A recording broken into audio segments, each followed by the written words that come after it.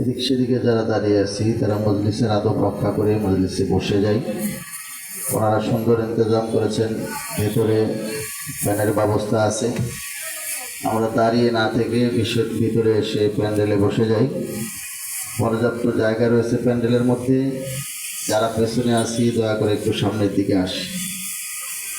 আল্লাহর নবীর সিরাতের আলোচনা, সিরাতুন নবী সাল্লাল্লাহু আলাইহি ওয়া আলিহি ওয়াসাল্লাম অত্যন্ত বরকতের আলোচনা। আমরা সকলেই নবীর মহাব্বতে অন্তত মজলিসের আদবটা রক্ষা করি। যারা বাইরে আসি ভেতরে এসে যাই, যারা দাঁড়িয়ে আসি বসে যাই, যারা পেছনে আসি সামনের দিকে আসি।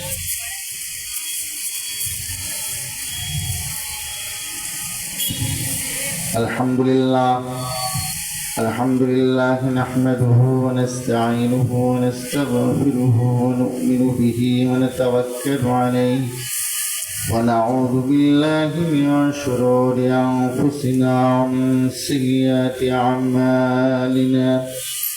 من يهده الله فلا مضل له ومن يضلله فلا هادي له ونشهد أن لا إله إلا الله وحده لا شريك له ونشهد أن سيدنا وسندنا وحبيبنا وطبيبنا وأولانا ومولانا محمدا عبده ورسوله صلى الله تعالى عليه وعلى آله وأصحابه وبارك وسلم تسليما كثيرا كثيرا. أما بعد فقد قال الله تبارك وتعالى في كلامه المجيد والفرقان الحميد: أعوذ بالله من الشيطان الرجيم. بسم الله الرحمن الرحيم. لقد من الله على المؤمنين إذ بعث فيهم رسولا من أنفسهم يتلو عليهم آياته ويزكيهم ويعلمهم الكتاب والحكمة وإن كانوا من قبل لفي ضلال مبين. وقال رسول الله صلى الله عليه وسلم: وإن بني إسرائيل تفرقت على 72 ملة وتفترق أمتي على 73 ملة كلهم في النار إلا ملة واحدة. قالوا: من هي يا رسول الله؟ قال: ما أنا عليه وأصحابي، أو كما قال عليه الصلاة والسلام. وعن عائشة رضي الله تعالى عنها قالت: كان خلقه القرآن، أو كما قالت عائشة رضي الله تعالى عنها: خدا در انتظار حمد منیست، خدا در انتظار حمد منیست، محمد چشم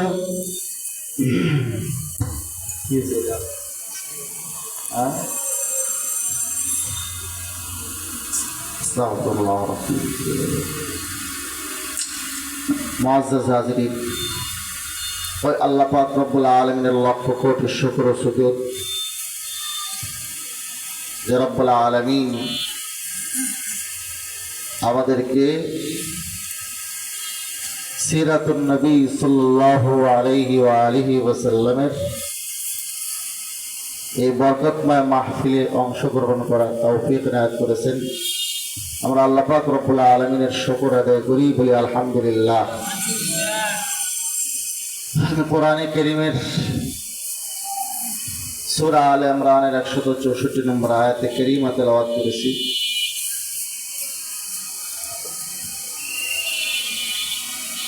সুনানুত তিরমিজির দ্বিতীয় খণ্ডের 93 নম্বর পৃষ্ঠার 2641 নম্বর হাদিসের অংশ বিশেষ করে শুনিয়েছি। মুসনাদে আহমদের 25,813 নম্বর হাদিসের অংশ বিশেষ করে শুনিয়েছি।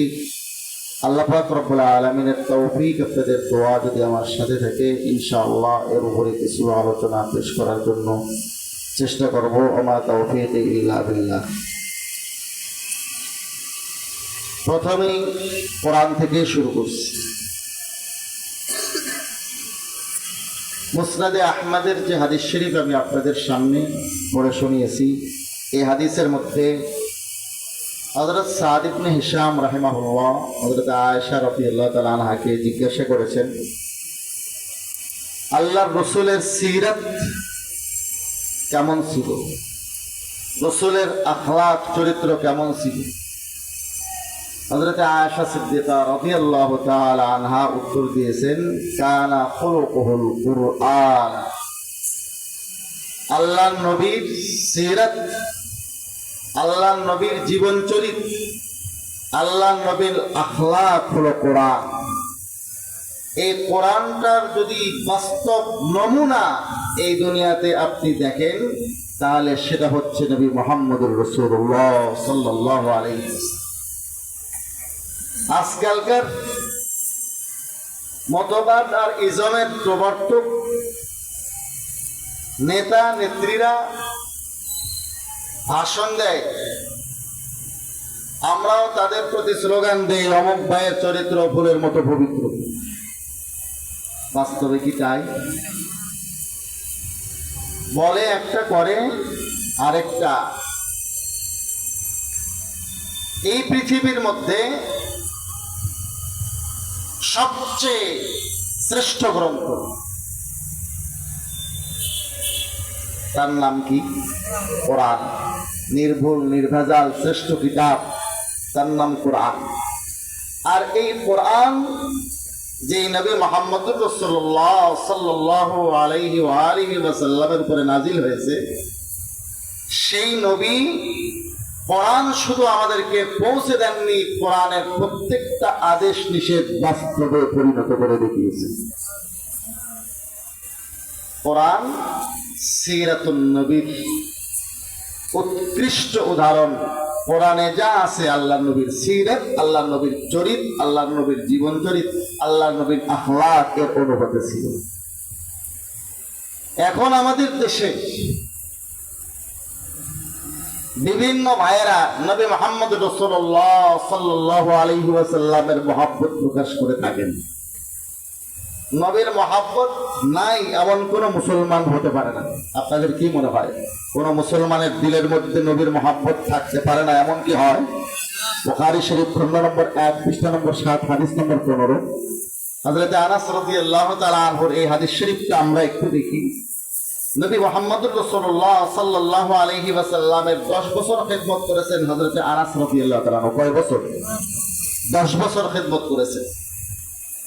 হযরত আনাস রাদিয়াল্লাহু তাআলা আনহু থেকে বর্ণিত, তিনি বলেন, قال رسول الله صلى الله عليه وسلم, আল্লাহর হাবিব সাল্লাল্লাহু আলাইহি ওয়াসাল্লাম ইরশাদ করেন, লা ইউমিনু আহাদুকুম, তোমাদের মধ্যে কেউ ঈমানদার হতে পারবে না, হাত্তা আকুনা আহাব্বা ইলাইহি মিন ওয়ালিদিহি ওয়া ওয়ালাদিহি ওয়ান নাসি আজমাইন, যতক্ষণ পর্যন্ত আমি তার কাছে সবচেয়ে প্রিয় না হব। তার থেকে, মিন ওয়ালিদিহি তার পিতামাতা থেকে, ওয়া ওয়ালাদিহি তার সন্তানদের থেকে, ওয়ান নাসি আজমাইন পৃথিবীর সমস্ত ভালোবাসার মানুষ থেকে, আমরা পৃথিবীর যতজনকে যত ভালোবাসি তার চেয়ে বেশি ভালোবাসার পাত্র হতে হবে প্রত্যেকটা ইমানদারের অন্তরে নবী মুহাম্মদুর রাসূলুল্লাহ সাল্লাল্লাহু আলাইহি ওয়াসাল্লাম। তাহলে এমন কোন মুসলমান আছে যার দিলে নবীর মহব্বত নাই? আপনাদের কি মনে হয় এমন কোন মুসলমান আছে? আমাদের দেশের মুসলমানরা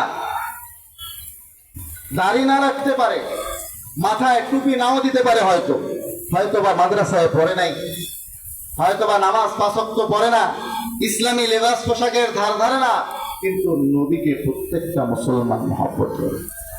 কথা ঠিক কিনা? দেখেন, এই 2-4 বছর আগে ভোলা জেলায় এক হিন্দু যুবক ফেসবুকে স্ট্যাটাস দিয়েছে নবীজি সাল্লাল্লাহু আলাইহি ওয়াসাল্লামকে কটূক্তি করে। এই নিয়ে গন্ডগোল। সেখানে শাহাদাত বরণ করেছে 4টা স্কুলের ছাত্র, মাদ্রাসার তালেবে ইলম না, সাধারণ দিন দরদি মুসলমান না, মসজিদের ইমাম মুয়াজ্জিন খতিব না, বরং এখানে শাহাদাত বরণ করেছে স্কুলের 4 জন ছাত্র। কোথাকার 4 জন ছাত্র? তাইলে কি বুঝেন, আমাদের দেশের সাধারণ মুসলমানের মধ্যে নবীজি সাল্লাল্লাহু আলাইহি ওয়াসাল্লামের মহব্বত আছে না নাই? কিন্তু আমাদের দেশে মহব্বতকে পুঁজি করে ব্যবসা করা হয়। মহব্বতকে পুঁজি করে কি করা হয়? ব্যবসা। যেহেতু আমাদের দেশের মুসলমানরা নবীকে মহব্বত করে, এখন কিছু লোকেরা দেখলো যেহেতু সমস্ত মুসলমানরা নবীকে মহব্বত করে, এটি একটা পয়েন্ট, এখানে মুসলমানদের মধ্যে ডিভাইড সৃষ্টি করা যাবে, মুসলমানদের মধ্যে বিভক্তি সৃষ্টি করা যাবে। এই কথাটা আমরা আমাদের দেশে, ভারত উপমহাদেশে নবীকে যে খুব বেশি ভালোবাসি, এই কথাটা সমস্ত বাতিলরা বুঝে। সমস্ত, আমি একটু আপনাদেরকে অন্য বিষয়ে একটু ধারণা দিই। সর্বপ্রথম আমাদের দেশে অর্থাৎ ভারত উপমহাদেশে এই ইহসাসটা, এই অনুভূতিটা আসে ইংরেজ সরকারের। মহারানী ভিক্টোরিয়া তার গুপ্তচর যারা ছিল তাদের মাধ্যমে অবগত হয় ভারত উপমহাদেশে মুসলমানরা জিহাদের মানসিকতা লালন করে। যেই জাতি জিহাদের লালনায়, জিহাদের কামনা বাসনা লালন করে, এই জাতিকে দমানো বড় কঠিন। কথা ঠিক কিনা? আফগানিস্তান, আমেরিকা 2002 থেকে নিয়ে কতদিন পর্যন্ত আফগানিস্তানে চেষ্টা করছে, কাবু করতে পারছে আফগানিস্তানকে? নাকে খত দিয়ে সেখান থেকে নাকসে দুধ দিয়ে চলে যেতে হয়েছে। কথা ঠিক কিনা? ইংরেজরা তখন দেখলো ভারত উপমহাদেশের মুসলমানরা নবীকে খুব ভালোবাসে, চিন্তা করছে এই নবী যেহেতু বলে গেছেন আল জিহাদু মাযিন ইলা ইয়াউমিল কিয়ামা, জিহাদ কিয়ামত পর্যন্ত চলবে, আল খায়লু মাকুদুন ফি নাওয়াসিহাল খায়লু ইলা ইয়াউমিল কিয়ামা, ঘোড়ার মধ্যে কিয়ামত পর্যন্ত ঘোড়ার নাওয়াসি, ঘোড়ার কপালের মধ্যে আল্লাহ পাক রব্বুল আলামিনের পক্ষ থেকে মঙ্গল আর খায়ের লেখা আছে। যেহেতু জিহাদের বাহন হলো ঘোড়া, মুসলমান ভাইরা আমার, এজন্য কিয়ামত পর্যন্ত মুসলমানরা কাফেরদের বিরুদ্ধে, ইসলামের শত্রুদের বিরুদ্ধে জিহাদ করবেই করবে। এজন্য তারা চিন্তা করছে কি করে এই জাতিকে জিহাদ থেকে দূরে সরানো যায়। তারা গবেষণা করে দেখছে এই জাতি নবী মুহাম্মদুর রাসূলুল্লাহকে খুব ভালোবাসে, নবীর মহব্বত তাদের অন্তরে বেশি, এই জন্য একজন নবী দাঁড় করাইতে হবে। নবী কি কেউ হইতে যাবে নাকি? এরা চিন্তা করে দেখলো একজন হাফ মেন্টাল টাইপের, কারণ তার তো সেরা না হলে এই ধরনের বাতিল দাবি কেউ করতে পারে না। কিছুটা শিক্ষিত, কারণ কিছু কথাবার্তা বলতে হবে জ্ঞান গরিমার, আবার কিছুটা তার সেনা যদি না হয় তাহলে সে মুসলমান হয়ে নবীর বিরুদ্ধে এই ধরনের কুফরি দাবি করতে রাজি হবে না। তারা খুঁজে খুঁজে পাইল গোলাম মোহাম্মদ কাদিয়ানী। পাঞ্জাবের চেরাগ বিবির সন্তান গোলাম মোহাম্মদ কাদিয়ানীকে তারা নির্বাচন করলো নবী হিসেবে। এই নবী মহারানী ভিক্টোরিয়ার নির্দেশ পেয়ে নবীর দাবি করলো। এরপরের নির্দেশ আসলো মহারানী ভিক্টোরিয়ার, এখন তুমি এক কাজ করো, বলো আমি নবী। নবী মুহাম্মদ রাসূলুল্লাহ নবী ছিলেন, তিনি জিহাদ ফরজ করেছিলেন, আমিও নবী, নাউযুবিল্লাহ, আমি আজ থেকে জিহাদকে মনসুখ করে দিলাম, ইংরেজদের বিরুদ্ধে জিহাদ হারাম। মুসলমান ভাইরা আমার, এই ধরনের একটা ফতোয়া গোলাম আহমদ কাদিয়ানী দিয়ে দিল। মুসলমানদের মধ্যে ডিভাইডটা মহারানী ভিক্টোরিয়া শুরু করছে। সে অনুভব করেছিল আমাদের দেশের মুসলমানরা নবীকে ভালোবাসে। পরবর্তীতে আর এক গ্রুপ আসছে, তারা নবীর মহব্বতকে নিয়ে ব্যবসা শুরু করছে। কেমন একটা উদাহরণ দিই, আমি বিগত সরকারের আমলে হঠাৎ করে একটা বই পেলাম, সেই বইয়ের মধ্যে লেখা মুজাদ্দিদ হযরত শেখ মুজিবুর রহমান রহমতুল্লাহ আলাইহির জীবনী। এখন দেখেন, বিগত সরকারের আমলে বঙ্গবন্ধুর কথা বললেই আপনার চাকরির প্রমোশন হয়, বঙ্গবন্ধুর কথা বললেই হাদিয়া তোহফা পাওয়া যায়, দলের মধ্যে ভালো পদ পাওয়া যায়, উপবেতন পাওয়া যায়। এটা একটা নিয়ম নীতি হয়ে গিয়েছিল। এই জন্য সে বঙ্গবন্ধুর নামে লিখছে মুজাদ্দিদে জামান শেখ মুজিবুর রহমান। আমি চিন্তা করলাম, বঙ্গবন্ধু কন্যা সাবেক প্রাইম মিনিস্টার, তিনি তার পিতাকে যতই ভালোবাসুক না কেন, তাকে পীর গাউস কুতুব মুজাদ্দিদে জামান কখনো মনে করে না। কথা ঠিক কিনা? এরা একটু তেল বেশি দিতে যাইয়া দেখেন, এক নেতা একবার বলে বলছে বঙ্গবন্ধুকে আল্লাহ তাআলা জাহান্নামের একটা ভালো জায়গায় স্থান দেন, বলছে না? জাকির হোসেন শিক্ষা উপমন্ত্রী ছিল আপনাদের কুড়িগ্রামের, সে এরকম বলতে বলতে বলতে বলতে বেশি তেল হয়ে গেলে এরকম একটু স্লিপ খায়, বলে ফেলছে। বঙ্গবন্ধুর মহব্বতকে কেন্দ্র করে বিগত 15 বছর 15.5 বছর ব্যবসা চলেছে আমাদের এই দেশে। বঙ্গবন্ধুর নাম দিলে, বঙ্গবন্ধুর কোন সন্তানের নাম দিলে, প্রাইম মিনিস্টারের নাম দিলে আপনার যে কোনো প্রকল্প পাস। কথা ঠিক কিনা? আমাদের দেশের কিছু ভাইয়েরা যখন দেখলো যে নবী মুহাম্মদুর রাসূলুল্লাহর প্রতি, নবীর প্রতি আমাদের দেশের মানুষের খুব প্রেম ভালোবাসা, নবীর প্রতি মহব্বত প্রত্যেকটা মুসলমানের অন্তরে, আবাল বৃদ্ধ বনিতা সকলেই দলমত নির্বিশেষে নবী মুহাম্মদুর রাসূলুল্লাহকে ভালোবাসে, নবীর মহব্বত তাদের অন্তরে অনেক বেশি, তখন তারা উম্মতের মধ্যে ডিভাইড সৃষ্টি করার জন্য তারা নিজেরা নিজেদের নাম দিল, আমরা আশিকে রাসূল, অমুক রাসূলের দুশমন। আছে না নাই? এদের পক্ষ থেকে একটা স্লোগান এমন আসছে, মিলাদুন নবী আঁকড়ে ধরো, সিরাতুন নবী লাথি মারো, নাউযুবিল্লাহ।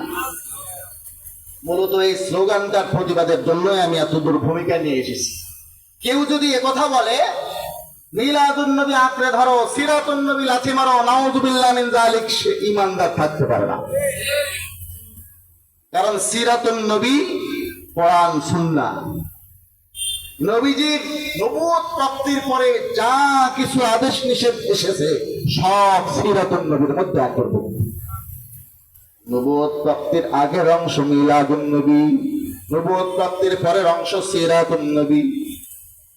নবী করিম সাল্লাল্লাহু আলাইহি ওয়াসাল্লামের মিলাদ আলোচনা করা যায়, অনুসরণ করা যায় না। আপনি কি নবীর মতো ওইভাবে আবার জন্ম নিতে পারবেন? নবী যেভাবে জন্মগ্রহণ করেছেন সেভাবে কি কারো পক্ষে নতুন করে জন্ম নেওয়া সম্ভব? বলেন না সম্ভব? আমরা আবার মায়ের পেটে ফিরে গিয়ে নবীজি যেভাবে জন্মগ্রহণ করেছেন ঠিক সেভাবে আমরা সেই সুন্নত তরিকায় আবার জন্মগ্রহণ করব। নবীজি সাল্লাল্লাহু আলাইহি ওয়াসাল্লামের মিলাদকে এভাবে অনুসরণ করা কারো পক্ষে সম্ভব? অনুসরণ করা সম্ভব কোনটা? সিরাতুন নবী। কোনটা অনুসরণ করা সম্ভব? সিরাতুন নবী। এই হাদিসের মধ্যে আছে, এমন কোন মুসলমান নাই যেই মুসলমানের অন্তরে নবীর প্রেম নাই, নবীর ভালোবাসা নাই। কাজেই বর্তমান যুগে তথাকথিত আশিকে রাসূল নামে, সুন্নি নামে সিন্নিখোর যারা আছে, তারা যে অপরদেরকে তাদের মতো বিধাত যারা পালন করে না, কুসংস্কার যারা পালন করে না, তাদেরকে বলে এরা রাসূলের দুশমন। এই বিদাতিরাই আসলে 1 নম্বর দুশমন রাসূলের। আল্লাহ রাসূল যেখানে বলেন এমন কোন মুসলমান নাই যে মুসলমানের অন্তরে আমার প্রতি ভালোবাসা নাই। দেখেন না হাদিস শরীফটা, আল্লাহর হাবিব সাল্লাল্লাহু আলাইহি ওয়া আলিহি ওয়া সাহবিহি ওয়াসাল্লাম এই হাদিসের মধ্যে স্পষ্ট করে বলেছেন, লা ইউমিনু আহাদুকুম হাত্তা আকুনা আহাব্বা ইলাইহি মিন ওয়ালিদিহি ওয়া ওয়ালাদিহি ওয়ান নাসি আজমাইন। কেউ ইমানদার হওয়ার আগে তার দিলের নবী মুহাম্মদ রাসূলুল্লাহর মহব্বত সবচেয়ে বেশি থাকতে হয়। প্রত্যেক মুমিনের অন্তরে নবীর মহব্বত আছে। তুমি উম্মতের মধ্যে ডিভাইড সৃষ্টি করার কে, বিভক্তি সৃষ্টি করার কে? একজনকে তুমি তোমার দলের হওয়ার কারণে আশিক রাসূল, আরেকজনকে তোমার দলের না হওয়ার কারণে রাসূলের দুশমন বানিয়ে দিলা। আল্লাহর নবীর উম্মতের মধ্যে এরকম ফাটল সৃষ্টি করা, বিভক্তি সৃষ্টি করার কাজ যারা করে তারা রাসূলের এক নম্বর দুশমন। মুসলমান ভাইরা আমার, আমি যে আয়াতে কারিমা আপনাদের সামনে পড়েছি সেই আয়াতে কারিমা থেকে আলোচনা শুরু করি। এই আয়াতে কারিমাতে আল্লাহ পাক রব্বুল আলামিন মুসলিম উম্মার জন্য বিশেষ একটি নিয়ামতের কথা উল্লেখ করেছে। আল্লাহ পাক রব্বুল আলামিন বলেন, লাকাদ মান্নাল্লাহু আলাল মুমিনিন।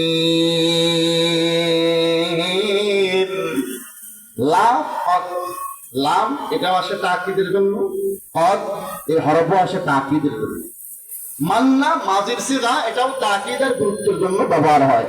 তিনটি গুরুত্ব বোঝানোর শব্দ ব্যবহার করে আল্লাহ পাক রব্বুল আলামিন এই আয়াতটি ইরশাদ করেছেন। আল্লাহ তাআলা যা বলেন সবই গুরুত্বপূর্ণ, কথা ঠিক কিনা? আল্লাহ তাআলার কোনো কথা কি গুরুত্বহীন আছে? বলেন না। আল্লাহ তাআলার কোনো কথা কি গুরুত্বহীন আছে? না, সবই গুরুত্বপূর্ণ। কিন্তু রব্বুল আলামিন এই আয়াতে গুরুত্ব বোঝানোর জন্য তিনটি শব্দ ব্যবহার করেছেন, লাম, কদ, সিগায়ে মাজ। নিশ্চিত বোঝানোর জন্য, তাকিদ বোঝানোর জন্য, গুরুত্ব বোঝানোর জন্য এতগুলো শব্দ ব্যবহার করে রব্বুল আলামিন বলেন, লাকাদ মান্নাল্লাহু আলাল মুমিনিন। আল্লাহ তাআলা অবশ্যই অবশ্যই ঈমানদার বান্দাবান্দীদের জন্য বিশেষ একটি নিয়ামত দান করেছেন, ইহসান করেছেন, ফজল ও করম করেছেন। সেটা কি? ইয বা'আসা ফীহিম রাসূলাম মিন আনফুসিহিম, যে তাদের ভেতর থেকেই একজন রাসূল তাদের কাছে প্রেরণ করেছে। এখন এখানে একটু থামুন। আমাদের দেশে নতুন করে একটি আকীদার মাসলা নিয়ে গন্ডগোল শুরু হয়েছে, নবী কিসের তৈরি? কথা ঠিক কিনা? এটা নিয়ে দ্বন্দ্ব আমাদের দেশে শুরু হয়েছে না হয় নাই? নবী কিসের তৈরি? আপনারা কি জানেন এই নিয়ে সাহাবায়ে কেরামের মধ্যে কোনো দ্বিমত ছিল? তাবেঈনদের মধ্যে কোনো গন্ডগোল ছিল এই মাসলা নিয়ে? তাবেঈনের মধ্যে কোনো গন্ডগোল ছিল? 1400 বছর পর্যন্ত কোনো গন্ডগোল ছিল না। এখন বর্তমান যুগে এসে আমাদের কিছু ভাইরা ওই যে আমি বললাম নবীর মহব্বতকে নিয়ে ব্যবসা শুরু করছে। তারা চিন্তা করছে পাবলিককে যদি এই কথা বোঝানো যায় যে আমাদের আকীদা হলো নবী নূরের তৈরি, তাহলে মানুষের আমাদের প্রতি একটা মহব্বত সৃষ্টি হবে, আমাদের প্রতি একটা সাপোর্ট সৃষ্টি হবে। কারণ নূর বলতেই মানুষ বুঝতেছে যে নূর মানে এটা সম্মানিত একটা জিনিস, এটা ইজ্জতের একটা জিনিস। আর যদি বলা হয় নবী মাটির তৈরি, তাহলে নবীকে একেবারে মাটির সাথে মিশিয়ে দেওয়া হলো, অসম্মান করা হলো, এরকম মনে করে আমাদের দেশের কিছু সাধারণ মানুষ। কথা ঠিক কিনা? এজন্য আমাদের কিছু ভাইরা মানুষকে বোঝায়, আমরা বলি নবী নূরের তৈরি, কেউ যদি মাটির তৈরি বলে সে আর মুসলমান থাকে না, সে কাফের হয়ে যায়। এই ধরনের কথা বলা হয় আজকে মুসলমানদের মধ্যে বিভ্রান্তি সৃষ্টি করার জন্য। বাড়তে বাড়তে বাড়তে বাড়তে এমন পরিস্থিতি আসছে। সিরাজগঞ্জে গেছি আমি, সেখানে আমাকে একটা বয়ান শোনালেন ওনারা। এক পীর সাহেব ওই এলাকায় গিয়েছেন, তিনি বলতে বলতে এই পরিমাণ অগ্রসর হয়ে গেছেন, জিজ্ঞাসা করতেছেন শ্রোতাদেরকে, আপনারা বলুন তো আমি কিসের তৈরি? শ্রোতারা বললো আপনি মাটির তৈরি। বলে না, আপনারা যারা মাটির তৈরি বলেছেন ভুল বলেছেন, আমি মাটির তৈরি না, আমি নূরের তৈরি। কে বলে? ওই পীর সাহেব। এরপরে বলতেছে আমি কোন অর্থে বলছি সেটা আমি ভালো জানি, কিন্তু ব্যাখ্যা দেয় না। মুসলমান ভাইরা আমার, এই কথা শোনার পরে আমার ওই হাদিসটি খুব মনে পড়তে শুরু করলো, যেটা খুতবার মধ্যে আমি আপনাদেরকে পড়ে শুনিয়েছি। তিরমিজি শরীফ খণ্ড নম্বর পৃষ্ঠা নম্বর 93 হাদিস নম্বর 2641। চলুন আমরা দেখি এই হাদিসে হযরত আব্দুল্লাহ বিন আমর রাদিয়াল্লাহু তাআলা আনহু থেকে বর্ণিত রিওয়ায়াতটিতে আল্লাহর হাবিব সাল্লাল্লাহু আলাইহি ওয়া আলিহি ওয়াসাল্লাম কি বলেছেন। আর আব্দুল্লাহ ইবনে আমর রাদিয়াল্লাহু তাআলা আনহুমা قال قال رسول الله صلى الله عليه وسلم ليأتين على أمتي ما أتى على بني إسرائيل আমার উম্মতের উপরে গুমরাহি আর পথভ্রষ্টতার এমন একটা অবস্থা আসবে যেমন ইহুদি আর খ্রিস্টানদের উপরে বনি ইসরায়েলের উপরে এসেছিল। আমার এই উম্মত ইহুদি খ্রিস্টানদেরকে অনুসরণ করবে। কেমন? হাদুয়ান নাল বিন নাল, একটা ব্যক্তির দুই পায়ের দুই স্যান্ডেল যেমন সমান হয়, এক জোড়া স্যান্ডেল ডানটা একটু 2-4 আঙ্গুল বেশি বড়, বামটা 2-4 আঙ্গুল ছোট, এমন হয় না, সমান হয়। আল্লাহর হাবিব বলেন হাদুয়ান নাল বিন নাল, এক ব্যক্তির দুই পায়ের স্যান্ডেল যেমন সমান হয়, ঠিক এরকম সমানে সমান এই উম্মত ইহুদি খ্রিস্টানদেরকে অনুসরণ করবে। আল্লাহর হাবিব উদাহরণ দিয়ে বলেন হাত্তা ইন কানা মিনহুম মান আতা উম্মাহু আলানিয়া, যদি পূর্ববর্তী উম্মত ইহুদি খ্রিস্টানদের মধ্যে কেউ তার মায়ের সাথে প্রকাশ্যে জিনা ব্যভিচারে লিপ্ত হয়, লাকানা ফি উম্মতি মান ইয়াসনাউ যালিকা, আল্লাহর হাবিব বলেন আমার উম্মতের মধ্যে এমন পাপিষ্ঠের সৃষ্টি হবে যে এই ধরনের জঘন্যতম পাপাচারের মধ্যে লিপ্ত হবে। এই হাদিসের মধ্যে যে কথাটি আল্লাহর হাবিব বলেছেন তা থেকে কি বোঝা গেল? এই উম্মত ইহুদি খ্রিস্টানদেরকে অনুসরণ করবে। আসুন এখন আমরা একটু দেখি এই কোরআনে কারীমের মধ্যে আল্লাহ পাক রব্বুল আলামিন নিজেই বলেছেন ক্বালাতিল ইয়াহুদু উযায়রুন ইবনুল্লাহ, ইহুদিরা প্রথমে বলা শুরু করলো উযায়ের আল্লাহর বেটা। এরপরে আসলো খ্রিস্টানরা এসে তারা বলা শুরু করলো ক্বালাতিন নাসারাল মাসীহু ইবনুল্লাহ, খ্রিস্টানরা বলা শুরু করলো ঈসা আলাইহিস সালাম আল্লাহর সন্তান। এর কিছুদিন পরে ইহুদি খ্রিস্টানরা ঐক্যবদ্ধভাবে বলা শুরু করলো ক্বালাতিল ইয়াহুদু ওয়ান নাসারা নাহনু আবনাউল্লাহি ওয়া আহিব্বাউহু, বলে আল্লাহর নবীরা না বরং আমরাই আল্লাহর সন্তান। কারা বলা শুরু করলো? ইহুদি আর খ্রিস্টানরা। আমাদের দেশের এই ভাইয়েরা আগে বলতো নবী নূরের তৈরি, এখন বলা শুরু করছে তারা নিজেরাই নূরের তৈরি। মুসলমান ভাইয়েরা আমার, তাহলে এই মাসলাটা একটু ভালো করে বুঝতে হয়। নবী করিম সাল্লাল্লাহু আলাইহি ওয়াসাল্লাম আসলে কিসের তৈরি, এবং কিসের তৈরি বললে নবীকে সম্মান করা হয়, কিসের তৈরি বললে অপমান করা হয়, মাসলাটা বোঝার দরকার আছে না নাই? কারা কারা দরকার আছে বলে মনে করেন একটু হাত তুলেন তো। নারায়ে তাকবীর, নারায়ে তাকবীর। আর আল্লাহ তাআলা সবাইকে কবুল করেন। আকীদার মাসলা একটু মনোযোগ দিয়ে শুনতে হবে। আপনি ক্ষুদিরামের মার কাহিনী যদি শুনতেন, কিছুক্ষণ এখানে থাকলেন, কিছুক্ষণ দোকানে, কিছুক্ষণ বাসায় মনোযোগ দিলেন, আপনি আগে পরে না থাকলেও ঘটনা বুঝতেন। কিন্তু এটা আকীদার মাসলা, গুরুত্বপূর্ণ আলোচনা। এর মাঝখান থেকে যদি আপনি সরে যান এলোমেলো হয়ে যাবে। এক লোক বলে ওয়াজ শুনতে গেছে, ওয়াজের মধ্যে বক্তা সাহেব ওই দিন আবার তায়াম্মুমের মাসলা শিখিয়েছেন। তো আগের যুগের ওলামায়ে কেরাম গুরুত্বপূর্ণ কিছু আলোচনা করতেন। এখনকার বর্তমান যুগের ওয়াজ তো হয়ে গেছে গান এবং আড্ডাখানা, এখানে কিছু রং তামাশার নাম। ইল্লা মাশাআল্লাহ অনেক ওয়াজ মাহফিল অনেক ভালো আছে, কিন্তু বর্তমান ওয়াজ মাহফিল গুলোর অবস্থা বড় করুন, কথা ঠিক কিনা? তো আগের যুগে কিছু মাসলা মাসাইল শিখাইতেন। তো এক হুজুর ওয়াজ করতেছেন, তিনি মাসলা শিখিয়েছেন যে দেখেন আপনারা অনেকে শীতের ভয়ে, ওযু করার ভয়ে, ফরজ গোসল করার ভয়ে আপনারা নামাজ পড়েন না, ফজরের নামাজ কাজা করে দেন। তো আপনাদেরকে একটা মাসলা শিখাই, তায়াম্মুমের মাসলা।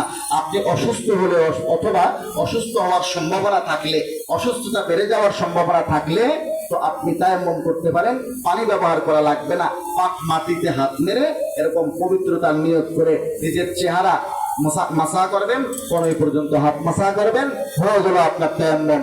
গোসল করা লাগবে না, ওযু করা লাগবে না, আপনি এটি দিয়ে নামাজ পড়তে পারবেন। এখন একজন ওয়াজ শুনছে অর্ধেক ঘুমে অর্ধেক জাগ্রত থাকা অবস্থায়, সে শুনছে পাতিলে হাত নাড়িয়া। তো আগের যুগে আমাদের মা বোনেরা, দাদি নানীরা তারা রান্না বাড়া করতেন ওই মাটির পাতিলে। তো সে তো পাতিল শুনছে, শুনে যাইয়া স্ত্রীকে বলছে, দেখো আজকে নতুন মাসলা শিখে আসছি, আর ওযু করা লাগবে না। শেষ রাত্রে উঠে এরকম ঠান্ডা পানি দিয়ে এত কষ্ট করে ওযু করি, গোসল করি, তো আজকে আমি নতুন মাসলা শিখছি। কি মাসলা? বলে তায়াম্মুমের মাসলা। তোমার রান্নার পাতিলটা নিয়ে আসো। তো রান্নার পাতিলটা দিয়া উল্টা পৃষ্ঠে এরকম হাত মেরে তায়াম্মুম করেছে। তো চেহারা মাসা করছে, এরপরে হাত মাসা করছে, ফজরের নামাজ পড়তে গেছে। যাওয়ার সময় তো কেউ লক্ষ্য করেনি, অন্ধকারের মধ্যে নামাজ পড়ে যখন ফিরতেছে তখন সবাই বলে, কি ব্যাপার তোমার চেহারা এরকম কালো হলো কেমনে? বলে মুখ সামলায় কথা বলেন, আমি নতুন মাসলা শিখছি, কালকে হুজুর ওয়াজের মধ্যে ফরমাইছেন যে এরকম তায়াম্মুমের মাসলা আছে, পাক পাতিলে হাত মারতে হয়। আমার ঠিক পাক পাতিল আর রান্নার পাতিলে হাত মেরে আমি এরকম তায়াম্মুম করেছি, আমার অসুবিধা কি হয়েছে? বলে এই ব্যক্তির ওয়াজ আসলে কি বুঝে আসছে? সে ওয়াজ বুঝে নাই। কেন? পুরোটা মনোযোগ দিয়ে শুনে নাই, অর্ধেক ঘুমে অর্ধেক জাগ্রত থেকে এরকম ওয়াজ শুনলে চেহারা কালো হয়ে যায়, মাসলা বুঝে আসে না। তো মুসলমান ভাইরা আমার, একটু মনোযোগ সহকারে শোনার চেষ্টা করি। নবী মুহাম্মদুর রাসূলুল্লাহ সাল্লাল্লাহু আলাইহি ওয়াসাল্লাম কিসের তৈরি, এটি নিয়ে বর্তমান যুগে এই ইখতিলাফ আর দ্বন্দ্ব শুরু হয়েছে। আগের যুগে মানে এই উম্মতে মুহাম্মাদিয়ার মধ্যেই প্রথম 1400 বছর পর্যন্ত এটি নিয়ে তেমন কোনো গন্ডগোল কাসাল ফাসাদ কিছুই ছিল না। আমাদের এই যুগে এসে কিছু ভাইয়েরা আওয়ামের এই আবেগ, আওয়ামের সাধারণ মুসলমানদের ভালোবাসাকে নিয়ে তারা ব্যবসা করে। তারা চিন্তা করে যদি সাধারণ মুসলমানকে বলা হয় নবী নূরের তৈরি, তাহলে তারা আমাদের ভক্তি করবে, আমাদেরকে দাওয়াত দিবে, আমাদেরকে হাদিয়া তোহফা দিবে, আমাদের ভক্ত হয়ে যাবে। এই জন্য তারা বলে নবী নূরের তৈরি, যারা অস্বীকার করবে তারা কাফের, তাদের পিছনে নামাজ হবে না, তাদের সাথে সম্পর্ক রাখা যাবে না। বলে কি বলে না? এখন নবীকে নূরের তৈরি বললে কি আসলে সম্মান বাড়ে না কমে? একটু চলুন আমরা দেখি। নবী মুহাম্মদ রাসূলুল্লাহ সাল্লাল্লাহু আলাইহি ওয়াসাল্লামকে আল্লাহ তাআলা কি দিয়ে সৃষ্টি করেছেন, এটা দেখার আগে আমরা একটু মুসলিম শরীফ দ্বিতীয় খণ্ডে 413 নম্বর পৃষ্ঠার একটা হাদিস দেখে আসি। আপনারা বিরক্ত হয়ে যাচ্ছেন নাকি? চলেন একটু দেখি। মুসলিম শরীফ খণ্ড নম্বর 2 পৃষ্ঠা নম্বর 413।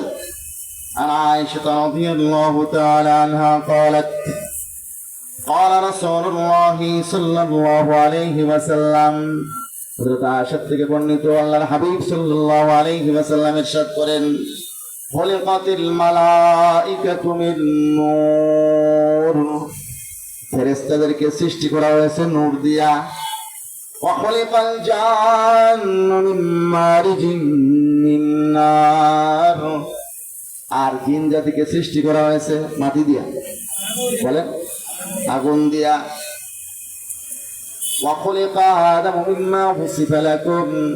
আল্লাহর হাবিব বলেন আদম আলাইহিস সালামকে সৃষ্টি করা হয়েছে ওই জিনিস দিয়ে যেটা কোরআনে তোমাদেরকে বলা হয়েছে কি দিয়া? মাটি দিয়া। আদম আলাইহিস সালামকে সৃষ্টি করা হলো মাটি দিয়া, ফেরেশতাদেরকে সৃষ্টি করা হলো নূর দিয়া, জিন জাতিকে সৃষ্টি করা হলো কি দিয়া? আগুন দিয়া। এরপরে রব্বুল আলামিন ফেরেশতাদেরকে বললেন, ওয়াইদ কুল্লানিল মালাইকাতি ইসজুদু লিআদম। আল্লাহ পাক রব্বুল আলামিন বলেন, আমি ফেরেশতাদেরকে উদ্দেশ্য করে বললাম তোমরা আদমকে সিজদা করো। ফেরেশতাদেরকে নির্দেশ দিলেন রব্বুল আলামিন আদম আলাইহিস সালামকে সিজদা করার জন্য। ফেরেশতারা সিজদা করছেন না করেন নাই? ফেরেশতারা সবাই সিজদা করছেন। ফাসাজাদাল মালাইকাতু কুল্লুহুম আজমাউন, সকল ফেরেশতারা একসঙ্গে সিজদা করছেন, ইল্লা ইবলিস, একমাত্র ইবলিস সিজদা করে নাই। এখন আসুন একটা কথা এখানে মাঝখানে থেমে গিয়ে বুঝুন সিজদা কত প্রকার, এবং ফেরেশতারা যে সিজদা করেছিল আদম আলাইহিস সালামকে, এটা কোন প্রকারের সিজদা ছিল? মুসলমান ভাইরা আমার, সিজদা আছে দুই প্রকার। একটা হলো সিজদায়ে তাযীমি, যেটাকে সাজদাতুত তাহিয়্যাও বলা হয়, সম্মান সূচক সিজদা। এই সিজদাটা অন্যান্য উম্মতের মধ্যে জায়েজ ছিল, আর উম্মতে মুহাম্মাদিয়ার শরীয়তের মধ্যে, আমাদের শরীয়তের মধ্যে, আমাদের নবীর শরীয়তের মধ্যে তাহিয়্যা, সিজদাতুত তাহিয়্যা, সিজদায়ে তাযীমি, সম্মান সূচক সিজদাও হারাম। আর সিজদায়ে তাআব্বুদি, ইবাদতের সিজদা কোনদিন কোন কালে কোন শরীয়তেই বৈধ ছিল না। আমাদের দেশে কিছু মাজার পূজারী আছে, মাজারে সিজদা করে। কিছু পীর পূজারী আছে, পীরকে সিজদা করে। আছে না নাই? এরা পীরকে সিজদা করার মাজারকে সেজদা করার দলিল দেয় আদম আলাইহিস সালামকে ফেরেশতারা সেজদা করেছে এই ঘটনা দিয়া। বলে আদম আলাইহিস সালামকে ফেরেশতারা যদি সেজদা করতে পারেন, তাহলে আমরা কেন আমাদের পীর সাহেবকে, আমাদের পীরের মাজারকে সেজদা দিতে পারবো না? এরকম দলিল দেয়। মুসলমান ভাইরা আমার, যখন তারা আদম আলাইহিস সালামের শরীয়ত দিয়ে দলিল দিবে, আপনি ফিরে যাবেন আদম আলাইহিস সালামের শরীয়তে।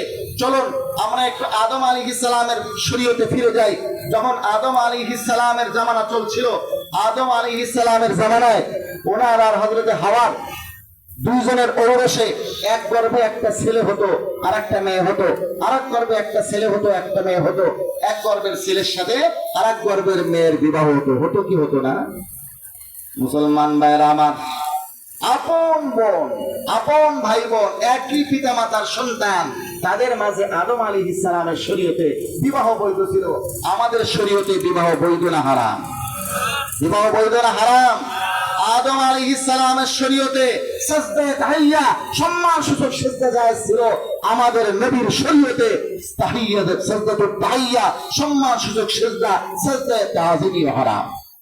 আর যদি ইবাদতের নিয়তে সিজদা করে, সঙ্গে সঙ্গে সে কাফের হয়ে যাবে, কোনো সন্দেহ ছাড়া। মুসলমান ভাইরা আমার, আদম আলাইহিস সালাম কে সিজদা করলেন ফেরেশতারা, সম্মানসূচক সিজদা, সাজদায়ে তাহিয়া সাজদায়ে তাজিমি। যাকে সিজদা করা হয় তার সম্মান বাড়ে, নাকি যে সিজদা করে তার সম্মান বাড়ে? আমার কথা বুঝতেছেন না আপনারা? যাকে সিজদা করা হয় তার সম্মান বাড়ে, না যে সিজদা করে তার সম্মান বাড়ে? যাকে সিজদা করা হয় তার সম্মান বাড়ে। সিজদা করলো কে? ফেরেশতারা। ফেরেশতারা কিসের তৈরি? নূরের তৈরি। কাকে সিজদা করা হলো? আদম আলাইহিস সালামকে। আদম আলাইহিস সালাম কিসের তৈরি? মাটির তৈরি। তাহলে নূরের তৈরি মাখলুক সিজদা করলো মাটির তৈরি মাখলুককে। আমি যদি বলি আমার নবী নূরের তৈরি, তাহলে আমি সম্মানের কাতার থেকে আমার নবীকে অসম্মানের কাতারে দাঁড় করাইলাম, ইজ্জতের কাতার থেকে, ইজ্জতের ইহতিরামের কাতার থেকে অপমানের কাতারে দাঁড় করাইলাম। পরে অপমান ভাবে সম্মান। এখন আমরা তো মনে করি নবীকে যদি নূরের তৈরি বলা হয় তাহলে নবীর সম্মান আকাশে গিয়ে ওঠে, আর যদি মাটির তৈরি বলি নবীর সম্মান কমে যায়। নাউযুবিল্লাহ মিন যালিক। মুসলমান ভাইরা আমার, এখন আমরা একটু আল্লাহর নবীকে জিজ্ঞাসা করি, আপনি নিজে বলুন তো আপনি কিসের তৈরি? তো আমাদের কাছে কিতাব আছে, কানজুল আম্মাল খণ্ড নম্বর 11 পৃষ্ঠা নম্বর 258, হাদিস নম্বর 32670। চলেন এই হাদিস শরীফটা একটু দেখি। আর ইবনে মাসউদ রাদিয়াল্লাহু তাআলা আনহু قال قال رسول الله صلى الله عليه وسلم وإني وأبو بكر وعمر। আল্লাহর হাবিব বলেন, আমি আবু বকর আর ওমর খলিকনা মিন তুরবাতিন ওয়াহিদা, আমাদেরকে একই মাটি থেকে সৃষ্টি করা হয়েছে। ওয়াফিহা নুদফানু, আবার সেই একই মাটিতে আমাদেরকে দাফন করা হবে। মুসলমান ভাইরা আমার, আল্লাহর হাবিব নিজে বলে দিলেন আমাদেরকে মাটি দ্বারা সৃষ্টি করা হয়েছে। আল্লাহর নবী বলেন আমাকে, আবু বকরকে আর ওমরকে একই মাটি দ্বারা সৃষ্টি করা হয়েছে, আবার সেই একই মাটিতে আমাদেরকে দাফন করা হবে। একই মাটিতে ওনারা দাফন হয়েছে না হন নাই? চলুন আমরা একটু আল্লাহ তাআলাকে জিজ্ঞাসা করি। রব্বুল আলামিন তো আমাদের নবীকে সৃষ্টি করেছেন। আমাদের নবীকে কে সৃষ্টি করেছেন? আল্লাহ তাআলা। আমরা তো নতুন করে সৃষ্টি করতে পারবো না, নবীকে আল্লাহ তাআলা সৃষ্টি করে ফেলেছেন। আমরা আল্লাহ তাআলাকে একটু জিজ্ঞাসা করি, রব্বুল আলামিন আপনার নবীকে আপনি কি দিয়ে সৃষ্টি করেছেন? মাটি দিয়া নাকি নূর দিয়া? তিনি কি নূরের তৈরি ফেরেশতা না মাটির তৈরি মানুষ? আল্লাহ পাক রব্বুল আলামিন কি বলেন একটু দেখি। চলুন সূরা বনী ইসরাঈল আয়াত নম্বর 94। রব্বুল আলামিন ইরশাদ করেন, ওয়ামা মানা'আন নাস আন ইউমিনু ওয়ামা মানা'আন নাস আন ইউমিনু। রব্বুল আলামিন বলেন মক্কার কাফেরদেরকে কোন জিনিস ঈমান আনতে বারণ করেনি। ওয়ামা মানা, মা মানে এটা মানফি, নফির জন্য ব্যবহার হয় হরফ। মানা মানে নিষেধ করা। মা মানা নিষেধ করেনি, মানা করেনি। আপনারা বোঝেন না যে মানা করা মানে কি?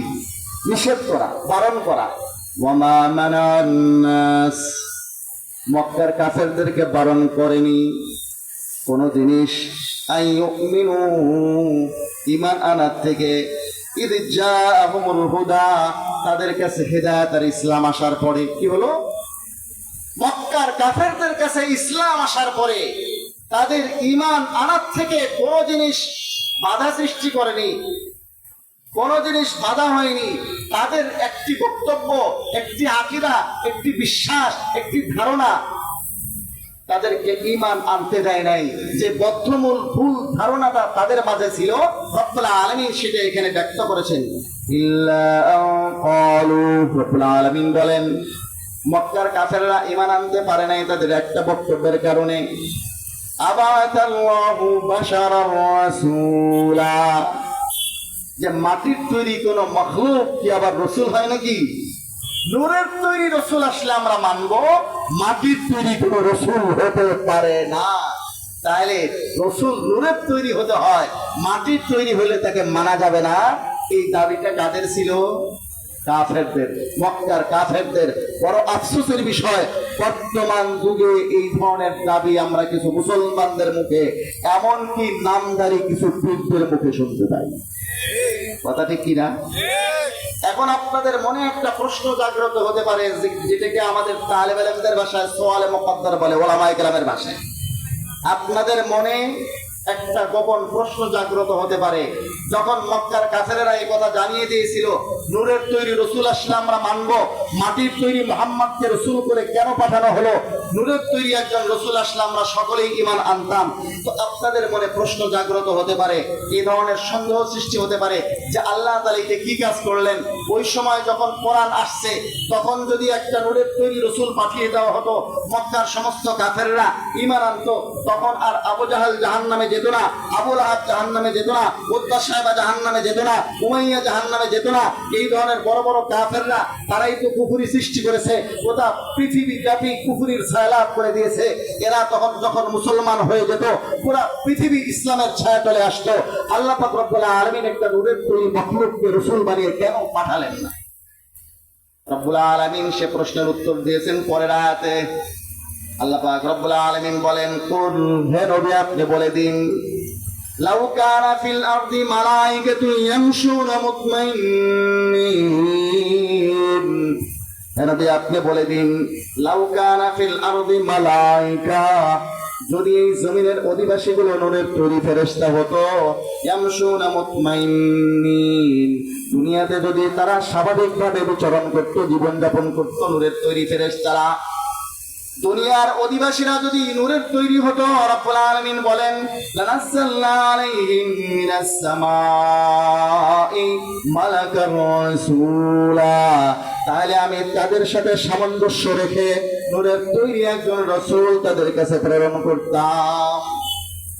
কিন্তু দুনিয়ার অধিবাসীরা যেহেতু নূরের তৈরি নয়, তাদের সাথে সামঞ্জস্য রেখে এজন্য তাদের মতো রসুল, তাদের মতো দেহ দিয়ে রসুল আমি প্রেরণ করেছি। মুসলমান ভাইরা, চলুন আমরা একটু দেখি আমাদের নবী মুহাম্মদুর রাসূলুল্লাহ, তিনি একটা ছোট্ট শিশুর জন্য আদর্শ। একটা ছোট্ট শিশু যদি চিন্তা করে আমি কাকে ফলো করব, কাকে অনুসরণ করব, তাহলে দুনিয়ার অন্য কোনো ব্যক্তিকে অনুসরণ করা লাগবে না। সবার জীবনে কিছু না কিছু কালিমা আছে। মুসলমান ভাইরা আমার, একমাত্র নবী মুহাম্মদুর রাসূলুল্লাহর বাল্যকাল, শিশুকাল হালিমা সাদিয়ার কাছে যেটা তিনি যাপন করেছেন, এই জীবনটা যদি আপনি দেখেন, একটা শিশুর জন্য আদর্শ জীবন, কথা ঠিক কিনা? একজন যুবক যদি চিন্তা করে আমার জন্য আদর্শকে, সে যুবক মুহাম্মাদের মধ্যে 40 বছর আগ পর্যন্ত মক্কার সমস্ত লোকের কাছে গ্রহণযোগ্য একজন ব্যক্তিত্ব, আল আমিন উপাধি প্রাপ্ত একজন ব্যক্তিত্ব, নবী মুহাম্মদুর রাসূলুল্লাহকে আদর্শ হিসেবে পাবে। একজন ব্যবসায়ী যদি চিন্তা করে যে আমার জন্য কে মডেল হবে, আদর্শ হবে, তাহলে সে পাবে খাদিজাতুল কুবরার অর্থ নিয়ে সিরিয়াতে 2 বার ব্যবসা করতে যাওয়া হযরতে মুহাম্মদুর রাসূলুল্লাহ সাল্লাল্লাহু আলাইহি ওয়াসাল্লামের মধ্যে আদর্শ, কথা ঠিক কিনা? একজন পিতা যদি চিন্তা করে আমি আদর্শ পিতা হব, সে দেখবে ফাতিমাতুজ জাহরার পিতা মুহাম্মদুর রাসূলুল্লাহর মধ্যে তার জন্য রয়েছে আদর্শ। একজন নেতা, রাষ্ট্রনায়ক যদি চিন্তা করে আমার জন্য কি আদর্শ হবে, লেনিন আল কামাস না, গণতন্ত্রের উদ্ভাবককে? জি, আব্রাহাম লিঙ্কন। এদের মধ্যে না সে আদর্শ হিসেবে খুঁজে পাবে নবী মুহাম্মদ রাসূলুল্লাহকে, কথা ঠিক কিনা? কিন্তু ভাইরা আমার, একটু চিন্তা করে দেখি, একটা নূরের তৈরি রসুল যদি আসতো, নূরের তৈরি দেহ আমাদের কারো জন্য আদর্শ হতে পারতো না। কারণ নূরের তৈরি দেহের মধ্যে খাদ্যের প্রতি আকর্ষণ নাই, নূরের তৈরি দেহের মধ্যে পানীয়ের প্রতি আকর্ষণ নাই, নূরের তৈরি দেহের মধ্যে নারীর প্রতি আকর্ষণ নাই, নূরের তৈরি দেহের মধ্যে ঘুমের প্রতি আকর্ষণ নাই। একজন রসুল আসলেন আমার জন্য, এমন একজন রসুল পাঠানো হলো যার দেহ নূরের তৈরি। তো যার দেহ নূরের তৈরি, তিনি খান না, তিনি পান করেন না, তিনি মাসে 30 দিন রোজা রাখেন, তো তিনি আমার জন্য কিভাবে মডেল হবেন? আমার দেহের মধ্যে তো খাদ্যের প্রতি, আহারের প্রতি আকর্ষণ আছে, তো যার দেহের মধ্যে খাবারের প্রতি আকর্ষণ নাই, সে এমন দেহের ব্যক্তির জন্য, যার দেহের মধ্যে খাবারের প্রতি আকর্ষণ আছে, তার জন্য সে আদর্শ হতে পারে না। এমন একজন রসুল যদি আসতেন যিনি নূরের তৈরি, তো তার মধ্যে ঘুমের প্রতি কোনো আকর্ষণ নাই, তো তিনি, যার ঘুমের প্রতি আকর্ষণ আছে, এই ধরনের দেহওয়ালা ব্যক্তির জন্য মডেল আর আদর্শ হতে পারেন না। মুসলমান ভাইরা আমার, আমার আছে নারীর প্রতি আকর্ষণ, এমন একজন রসুল আসলেন যে কোনোদিন নারীর কথা কল্পনাও করে না, কারণ তার দেহের মধ্যে আছে নূর, নূরের তৈরি দেহের মধ্যে, নূরের তৈরি ফেরেশতার মধ্যে নারীর প্রতি কোনো আকর্ষণ নাই। সেজন্য কোনো মেয়ের দিকে সে জীবনেও কোনোদিন তাকায় নাই, বিবাহের কল্পনাও কোনোদিন তা করে নাই। তো এই ধরনের একজন দেহ, নূরের তৈরি দেহওয়ালা রসুল আমাদের জন্য আদর্শ হবেন না। কারণ আমার দেহের মধ্যে নারীর প্রতি আকর্ষণ আছে, আমার দেহের মধ্যে খাবারের প্রতি আকর্ষণ আছে, আমার দেহের মধ্যে ঘুমের প্রতি আকর্ষণ আছে, আমার দেহের মধ্যে পানীয়ের প্রতি আকর্ষণ আছে, নানাবিক জৈবিক চাহিদা আছে, গুণার প্রতি আকর্ষণ আছে, যেটা নূরের তৈরি দেহের মধ্যে হয় না। অতএব নূরের তৈরি দেহওয়ালা কেউ মাটির তৈরি মানুষের জন্য মডেল আর আদর্শ হতে পারে না। মুসলমান ভাইরা আমার, রব্বুল আলামিন বলেন, কুল লাউ কানা ফিল আরদি মালাইকাতুন ইয়ামশুনা মুতমাইন্নিন, হে নবী আপনি বলে দিন, দুনিয়ার অধিবাসীগুলো এরা যদি নূরের তৈরি ফেরেশতার মতো হতো, এদের জন্য লানাজ্জালনা আলাইহিম মিনাস সামাই মালাকার রাসূলা, তাদের জন্য নূরের তৈরি ফেরেশতা আমার অভাব নাই, একজনকে রাসূল বানায়া পাঠাইয়া দিতাম। কিন্তু দুনিয়ার অধিবাসীরা যেমন, তাদের জন্য রাসূলও লাগবে তেমন। চলুন এবার আমরা যে আয়াত নিয়ে আলোচনা করতেছিলাম সে আয়াতে একটু ফিরে যাই। দেখেন আল্লাহ তাআলা কি বলেন। আল্লাহ তাআলা বলেন, লাকাদ মান্নাল্লাহু আলাল মুমিনিন, ঈমানদারদের জন্য আল্লাহ তাআলা এটা বড় ইহসান করেছেন, ইতবাতা ফীহিম রাসূলাম মিন আনফুসিহিম, যে তাদের ভেতর থেকে তাদের মতো দেহওয়ালা একজন রাসূল পাঠিয়েছেন। দেহ তাদের মতো হলে হবে কি, গুণের ক্ষেত্রে তাদের চেয়ে শ্রেষ্ঠ। আল্লাহ পাক রব্বুল আলামিন কোরআনের অন্য আয়াতে বলেছেন, ইন্নামা আনা বাশারুম মিসলুকুম ইউহা ইলাইয়া, আমি তোমাদের মতো মানুষ সৃষ্টিগতভাবে, তবে ইউহা ইলাইয়া আমার কাছে ওহী আসে, আমি নবী, আমি পবিত্র, আমি গুনাহমুক্ত, আমি মাসুম, আর তোমরা গুনাহগার। নবী মাটির তৈরি ঠিক, তবে আমরা গান্দা মাটির তৈরি, এজন্য গুনাহ করি। নবীরা পবিত্র মাটির তৈরি, এজন্য তারা গুনাহমুক্ত, নিষ্পাপ, মাসুম। মুসলমান ভাইরা আমার, সৃষ্টিগতভাবে নবী আমাদের মতো, কারণ পিতামাতার ঔরসে যেমন আমরা জন্মগ্রহণ করেছি, নবীও পিতামাতার ঔরসে জন্মগ্রহণ করেছেন। নবীর পিতামাতা মাটির তৈরি, দাদা দাদি মাটির তৈরি, নানা নানি মাটির তৈরি, যেমন আমাদের দাদা দাদি নানা নানি পিতামাতা মাটির তৈরি। নবী করিম সাল্লাল্লাহু আলাইহি ওয়াসাল্লামের দেহ মাটির তৈরি হলে হবে কি, নবী করিম সাল্লাল্লাহু আলাইহি ওয়া আলিহি ওয়া আসহাবিহি ওয়া সাল্লাম গুণের দিক থেকে আমাদের থেকে শুধু না, সকল নবীদের থেকে, ফেরেশতাদের থেকে শ্রেষ্ঠ। মুসলমান ভাইরা আমার, এখন আপনাদের সামনে ওই আয়াতটা বারবার আসবে, قد جاءكم من الله نور وكتاب مبين, আছে না? সূরা মায়েদার 15 নম্বর আয়াত। সূরা মায়েদার এই 15 নম্বর আয়াত দিয়ে বিভ্রান্ত করা হয়। দেখেন সূরা মায়েদার 15 নম্বর আয়াতের মধ্যে কি আছে। আমরা অনেক সময় কোন একটা কথা শুনে ঘাবড়ে যাই, বোধহয় অনেক বড় কিছু দলিল দিয়ে ফেলছে। একটু যদি আপনি তাহকিক করেন, তাদের অসারতা আপনার সামনে স্পষ্ট হয়ে যাবে। মুসলমান ভাইরা আমার, দেখুন এই আয়াতটা একটু খুলে দেখবেন আপনি, সূরা মায়েদার 15 নম্বর আয়াত।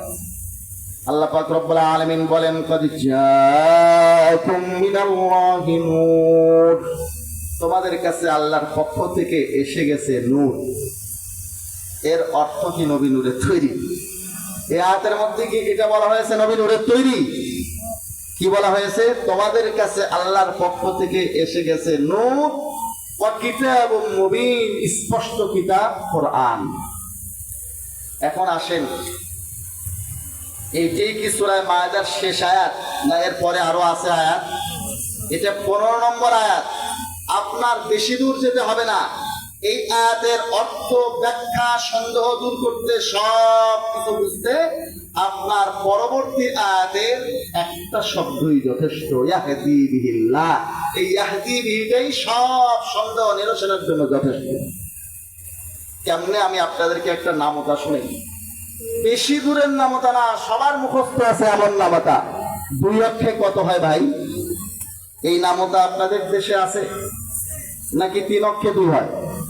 2 অক্ষে 2 না 1? খ্রিস্টানদের মতো নামতা মুসলমানরা জানে না। খ্রিস্টানরা 3 খোদা মানে। আবার যখন তাদেরকে বলা হয় আল্লাহর একত্ববাদে, তাওহীদে বিশ্বাসী হতে হবে, বলে আমরা তাওহীদেও বিশ্বাসী। বলে কেমনে? বলে 3টে মিলে একটা। গোটা পৃথিবীর লোকেরা বোঝে 3 অক্ষে 3, খ্রিস্টানরা বোঝে 3 অক্ষে 1। এই 3 অক্ষে 1 ওরা বুঝে, গোটা দুনিয়ার মানুষ আর কেউ বুঝে। এমন ভুল আকীদা লালন করে খ্রিস্টানরা। তো আপনাদের এলাকার, বাংলাদেশের সমস্ত এলাকার, গোটা পৃথিবীর নামতা এরকম। 2 অক্ষে কত? 2। কথা ঠিক আছে তো? এবারে চলেন, কদ জাআকুম মিনাল্লাহি নূর। এই নূরের 2টা ব্যাখ্যা আছে। নূরের একটা ব্যাখ্যা হলো নূর মানে নবী মুহাম্মদুর রাসূলুল্লাহ। আর একটা অর্থ হলো নূর থেকে উদ্দেশ্য কোরআন। এই দ্বিতীয় ব্যাখ্যাটি রাজেহ, অগ্রগণ্য। কেন? যদি আপনি নূর থেকে উদ্দেশ্য নবী মুহাম্মদুর রাসূলুল্লাহকে নেন, কিতাব থেকে উদ্দেশ্য তো স্পষ্ট কোরআনের মধ্যে কোনো সন্দেহ নাই, তাহলে কিতাব থেকে উদ্দেশ্য নবী না কোরআন? কোরআন। নূর থেকে উদ্দেশ্য কোরআন। এই 2টার থেকে যদি একই উদ্দেশ্য নেন, তাহলে পরের আয়াতের সাথে মিল হবে। কারণ পরের আয়াতে আল্লাহ পাক রব্বুল আলামিন এভাবে শুরু করেছেন, ইয়াহদি বিহিল্লাহ। আল্লাহ তাআলা একটা জিনিস দ্বারা হেদায়েত করেন, ইয়াহদি বিহি। বিহি এটা জমির ওয়াহিদ, এক বচন, বিহি। তাহলে বেলেম ওলামায়ে কেরামরা ভালো বুঝেন, বিহি কয় বচন? এক বচন। ওয়াহিদের জমির মানে আল্লাহ তাআলা এই একটি জিনিস দ্বারা হেদায়েত করেন। এখন বলুন তো দেখি, যদি নূর অর্থ নবী মুহাম্মদুর রাসূলুল্লাহ হয়, আর কিতাব উদ্দেশ্য তো কোরআন আছেই, তাইলে এদিকে নূর থেকে নবী মুহাম্মদ, কিতাব থেকে কোরআন, জিনিস কয়টা হবে? 2টা। 2 অক্ষে 1 কি হওয়া সম্ভব? তাইলে ইয়াহদি বিহির সাথে মিল হবে না। ইয়াহদি বিহির সাথে মিল করতে গেলে 2 অক্ষে 1 হওয়া লাগবে। আর এই নামাতা গোটা দুনিয়াতে সবার কাছে ভুল, 2 অক্ষে 1 হতে পারে না। কাজেই নূর থেকে উদ্দেশ্য কোরআন, কিতাব ও মুবিন থেকে উদ্দেশ্য কোরআন, তাইলে ইয়াহদি বিহিল্লাহর সাথে মিল থাকবে। বুঝে আসছে? আর যদি বলা হয় নূর থেকে উদ্দেশ্য নবী মুহাম্মদুর রাসূলুল্লাহ, আমি সেটাও অস্বীকার করি না।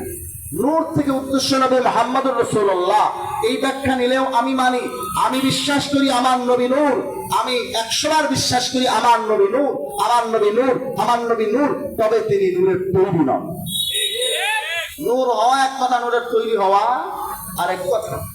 নূর হওয়া এক কথা, নূরের তৈরি হওয়া আরেক কথা। আল্লাহু নূরুস সামাওয়াতি ওয়াল আরদ। আল্লাহকেও বলা হয়েছে নূর, কথা ঠিক কিনা? এখন যদি আপনি বলেন আল্লাহ নূরের তৈরি, ঈমান থাকবে? আল্লাহ তাআলা কি মাখলুক? তাইলে আল্লাহু নূরুস সামাওয়াতি ওয়াল আরদ, আল্লাহ তাআলা নূর, কিন্তু নূরের তৈরি নন। নবী মুহাম্মদুর রাসূলুল্লাহ নূর, তবে নূরের তৈরি। তাহলে নবীকে নূর অর্থ, নূর কোন অর্থে বলা হয়েছে? একেবারে সাদা মাটা ভাষায় আমি আপনাদেরকে বোঝানোর চেষ্টা করি। বুঝেন তো আপনারা অবশ্যই? আমি বলতেছি যেটা, এটা বুঝাতে পারতেছি কিনা এটা আসলে আমার প্রশ্নের উদ্দেশ্য। আপনারা কি কথা বুঝতেছেন? এখন আসেন, আমাদের বিভিন্ন স্কুল কলেজের সামনে দিয়ে আপনি লেখা দেখবেন, শিক্ষার আলো ঘরে ঘরে জালো। আছে না নাই? বলেন, শিক্ষার আলো ঘরে ঘরে জালো, এটা লেখা আছে না নাই? শিক্ষার একটা আলো আছে না? জ্ঞানের আলো আছে না নাই? যার জ্ঞান আছে তার কাছে সব বইপত্র পরিষ্কার। আপনি যে কোনো কিছু বইপত্র তার সামনে দেবেন, সে ক্লিয়ার করে পড়ে আপনাদেরকে বুঝিয়ে দিতে পারবে, কথা ঠিক না? আর একজন অশিক্ষিত মানুষ, তার সামনে বুখারী শরীফে কি, সেপারাই কি, ধারাপাতি কি, বাংলা বই কি, সে কোনোটাই পড়তে পারবে না, চোখ থাকিয়াও সে অন্ধ, কথা ঠিক না? তাহলে দুই প্রকারের আলো আছে। এক প্রকারের আলো বাহ্যিক আলো, কারেন্টের লাইটের আলো, হেজাগের আলো, কুপিবাতির আলো, মোবাইলের আলো, টর্চ লাইটের আলো, এগুলো হলো বাহ্যিক আলো। দিনের বেলায় সূর্যের আলো, রাতের বেলায় চন্দ্রের আলো, এগুলো বাহ্যিক আলো। আর একটা হলো শিক্ষার আলো, কথা ঠিক কিনা? মুসলমান ভাইরা আমার, বুঝে থাকলে বলবেন, শিক্ষার আলো এটা গুণগত আলো, এর দাম বেশি না বাহ্যিক আলো লাইটের দাম বেশি? বলেন বলেন। এই এলাকার শিক্ষাবিদ, ওনার দাম বেশি নাকি কারেন্টের লাইটের দাম বেশি? এলাকার সবচেয়ে বড় শিক্ষাবিদের দাম বেশি না একটা মোবাইলের লাইটের দাম বেশি? আপনারা আমার কথা বুঝতেছেন না? তাহলে বাহ্যিক আলোর দাম বেশি না গুণগত আলোর দাম বেশি? গুণগত আলোর দাম বেশি। সূর্যের আলো বাহ্যিক আলো, চন্দ্রের আলো বাহ্যিক আলো। আমাদের দেশের কিছু ভাইরা এরকম আবল তাবল উদাহরণ নবীকে দিয়ে দেন। একজন একদিন বলতেছে, হাজার নাজারের দলিল দিচ্ছে, সূর্য যদি পারে লাখ লাখ কোটি কোটি মানুষের ঘরে আলো দিতে, আমার নবী কেন পারবে না? কাজে আমার নবী হাজির নাছি। আমার নবীকে দিয়ে, সূর্যকে দিয়ে উদাহরণ দিলে হয়? এই সূর্য চন্দ্র তারকা সবকিছু আমার নবীর খাদেম। সূর্যের কাজ ঘরে ঘরে আলো দেওয়া, নবী মুহাম্মদুর রাসূলুল্লাহ সব জায়গায় হাজির নাজির। এই যে উদাহরণ সূর্যকে দিয়ে দিচ্ছে, সূর্যকে দিয়ে উদাহরণ দেওয়া ঠিক আছে? মুসলমান ভাইয়েরা আমার, সূর্যের আলো বাহ্যিক আলো, চন্দ্রের আলো বাহ্যিক আলো, এই সমস্ত আলো আর নূরের দাম আমার নবীর পায়ের ধুলার তুল্য না। আমার নবীর পায়ের ধুলার কাছেও তার কোনো তুলনা হতে পারে না। মুসলমান ভাইয়েরা আমার, আমার আপনার নবীকে অবশ্যই আমরা বিশ্বাস করি, নবী নূর, নবী নূর, নবী নূর। তবে এই নূর কোন নূর আপনাকে বুঝতে হবে। এটা বাহ্যিক নূর নয়, এটা কোন নূর বোঝার জন্য বেশি দূর যেতে হবে না। আপনি যদি এই আয়াতের পরের আয়াত 16 নম্বর আয়াতের শুরু দেখেন, ইয়াহদিবিহিল্লাহ, আল্লাহ পাক নিজেই বলেছেন এটা নূরে হেদায়েত, এটা নূরে হেদায়েত, এটা গুণগত নূর, এটা বাহ্যিক নূর নয়। সূর্যের আলো দিয়ে যেরকম আমরা দিনের বেলা পথ দেখি, চন্দ্রের আলো দিয়ে যেরকম আমরা রাতের বেলা পথ দেখি, কারেন্টের আলো দিয়ে যেরকম আমরা রাতের বেলা পথ দেখি, মুসলমান ভাইয়েরা আমার, এরকম নবী মুহাম্মদুর রাসূলুল্লাহর মাধ্যমে লক্ষ কোটি কোটি মানুষ জান্নাতের পথ দেখে, হেদায়েতের পথ দেখে, কথা ঠিক কিনা? এজন্য গুণগত অর্থে নবীকে বলা হয়েছে নূর, মানে তিনি নূরে হেদায়েত। মুসলমান ভাইরা আমার, এই ব্যাখ্যা কি আমার না কোরআনের? আল্লাহ তাআলা নিজে বলেন ইয়াহদিবিহিল্লাহ, বলে নবী বাহ্যিক নূরের সৃষ্টি না, বরং নবী করিম সাল্লাল্লাহু আলাইহি ওয়া আলিহি ওয়াসাল্লাম নূরে হেদায়েত, গুণগত নূর। বাহ্যিক নূরের দাম বেশি নাকি গুণগত নূরের দাম বেশি? সূর্যের আলোর দাম বেশি না নবী মুহাম্মদুর রাসূলুল্লাহর গুণের দাম বেশি? নবী মুহাম্মদুর রাসূলুল্লাহ নূর মানে গুণগত। চলুন এবার আমাদের দেশের কিছু ভাইরা নবী করিম সাল্লাল্লাহু আলাইহি ওয়া আলিহি ওয়াসাল্লামের সিরাতকে অস্বীকার করে মিলাদ নিয়ে ব্যস্ত, কথা ঠিক কি না? মিলাদের মধ্যে সব মিলিয়া চারটি জিনিস। একটা হলো জশ্নে জুলুস, একটা হলো ঈদে মিলাদুন নবী, কটা হলো? দুই। আর একটা হলো আমাদের দেশের প্রচলিত মিলাদ কিয়াম। চতুর্থ হচ্ছে আমাদের দেশের ধর্মপ্রাণ মুসলমানরা মিলাদ বলতে যেটা চায়। সব মিলে কয়টা স্তর বললাম? চারটা। এর মধ্যে বর্তমানে জশ্নে জুলুস যেটা বের হয়েছে, 12ই রবিউল আউয়াল আনন্দ মিছিল বের করা হয়, র্যালি বের করা হয়। এই জশন মানে আনন্দ উৎসব, আর জুলুস মানে হলো মিছিল, র্যালি। তাইলে আপনি জশ্নে জুলুসে ঈদে মিলাদুন নবী অর্থ বলতে পারেন আল্লাহর নবীর জন্ম দিবস উপলক্ষে আনন্দ মিছিল, আনন্দ র্যালি বের করা। এর কোন দলিল শরীয়তে নাই এবং আপাত মস্তক একটা বাতিল ভিত্তিহীন আমল। মুসলমান ভাইরা আমার, এখন আসেন নবী করিম সাল্লাল্লাহু আলাইহি ওয়া আলিহি ওয়া আসহাবিহি ওয়া সাল্লামের মহব্বত প্রকাশের জন্য, ভালোবাসা প্রকাশের জন্য এই যে জশ্ন জুলুস বের করা হয়েছে, শরীয়তে তার কোনো দলিল নেই। 1400 বছর পর্যন্ত মুসলমানরা এটা পালন করেনি। এর ইতিহাস হলো 40-45 বা সর্বোচ্চ 50 বছরের। যখন পাকিস্তান থেকে তৈয়ব শাহ, তাহের শাহরা আসা শুরু করলো, আমাদের দেশের বন্দর নগরী চট্টগ্রাম থেকে দেশের বিভিন্ন অঞ্চলে জশ্নে জুলুস ছড়িয়ে পড়লো। এই জশ্নে জুলুসটা আগাগোড়া ভিত্তিহীন এবং বিদআত। কিন্তু বর্তমানে কিছু মৌলবীরা, ওই যে বললাম, সাধারণ মুসলমানদের মধ্যে বিভক্তি সৃষ্টি করার জন্য তারা বিদআতকে ডিজিটালাইজ করতেছে। মনে রাখবেন, বিদআত এত ভয়ঙ্কর, বিদআত এত ভয়ঙ্কর, বিদআত এত ভয়ঙ্কর, কেউ যদি বিদআতের সাথে জড়িত থাকে তার ফরজ নফল কোনো ইবাদত কবুল হয় না। ইবনে মাজাহ শরীফ 6 নম্বর পৃষ্ঠা 49 নম্বর হাদিস, হযরতে হুযায়ফা রাদিয়াল্লাহু তাআলা আনহু সাহিবু সিররি রাসূলুল্লাহ সাল্লাল্লাহু আলাইহি ওয়াসাল্লাম, হযরতে হুযায়ফা থেকে বর্ণিত আছে, ক্বালা ক্বালা রাসূলুল্লাহ সাল্লাল্লাহু আলাইহি ওয়াসাল্লাম, লা ইয়াকবালুল্লাহু লিসাহিবি বিদআতিন সাওমান ওয়ালা সালাতান ওয়ালা সাদাকাতান ওয়ালা হাজ্জান ওয়ালা উমরাতান ওয়ালা জিহাদান ওয়ালা সারফান ওয়ালা আদলা। আল্লাহর হাবিব বলেন, বিদআতে জড়িত কোন ব্যক্তির সাওম, রোজা, সালাত, নামাজ, সাদাকা, দান সদকা, ওয়ালা হাজ্জান ওয়ালা উমরাতান, হজ উমরা, ওয়ালা জিহাদান, জিহাদ, ওয়ালা সারফান ওয়ালা আদলা, ফরজ নফল কোন ইবাদত কবুল হয় না। বেদাতে জড়িত ব্যক্তির কি কি কবুল হয় না? রোজা, নামাজ, দান সদকা, হজ, উমরা, ফরজ নফল কোন ইবাদত, এমনকি জিহাদও কবুল হয় না। কার সাথে জড়িত ব্যক্তির? বেদাতের সাথে জড়িত ব্যক্তির। কাজেই দোয়া করি আল্লাহ তাআলা সমস্ত মুসলিম উম্মাহকে, আমাদের সকলকে, আমাদের সকলের পরিবারকে বেদাত থেকে দূরে থাকার তৌফিক নসিব করেন।